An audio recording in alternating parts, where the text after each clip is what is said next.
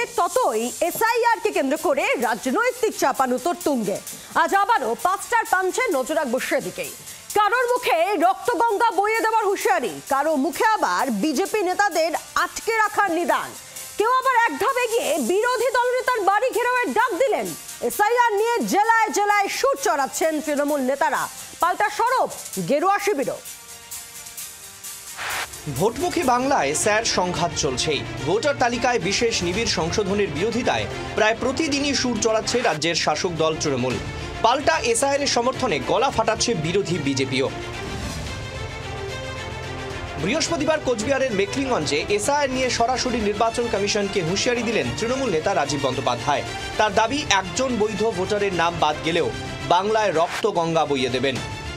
যতদূর আমাদের দেহে রক্ত রয়েছে, শেষ রক্ত বিন্দু দিয়ে আমরা এসআইআর রুখবো। একটা বৈধ ভোটারের নাম যদি বাদ যায় তাহলে আগুন জ্বলবে, রক্ত গঙ্গা বইয়ে দেবো বাংলা জুড়ে। এসআইআর নিয়ে হুঁশিয়ারি সুর পার্থ ভৌমিকের গলাতেও। ভোটার তালিকা থেকে নাম কাটা গেলে বিজেপি নেতাদের আটকে রাখার নিদান দিলেন ব্যারাকপুরের তৃণমূল সাংসদ।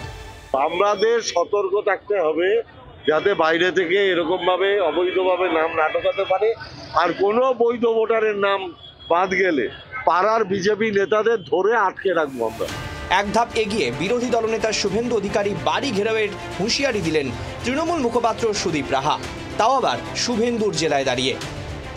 হলদিয়ার মাটিতে দাঁড়িয়ে গদ্দার বেটাকে জানিয়ে দিয়ে যেতে চাই, তোমার কবজিতে আর মেরুদণ্ডে কত জোর আছে বাংলার লোক দেখতে চায়।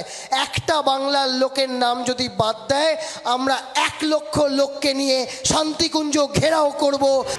সুদীপের হুঁশিয়ারি নিয়ে শুভেন্দুর গলায় কটাক্ষের সুর। আগে জানিয়ে আসবেন, আমি তো গরিব লোক, পান্তা পেঁয়াজ খাইয়ে দেব। ওসব ফালতু গল্প, সব ফাঁকা আওয়াজ, ফাঁকা কলসির আওয়াজ বেশি। No SIR, no election. SIR করতে দেবেন না, ভোটার লিস্ট তৈরি হবে না। ভোটার লিস্ট তৈরি না হলে ভোট হবে না। ভোট না হলে চলতে হবে 2026-এর রাত্রি 12টার পরে রাষ্ট্রপতির শাসন হবে।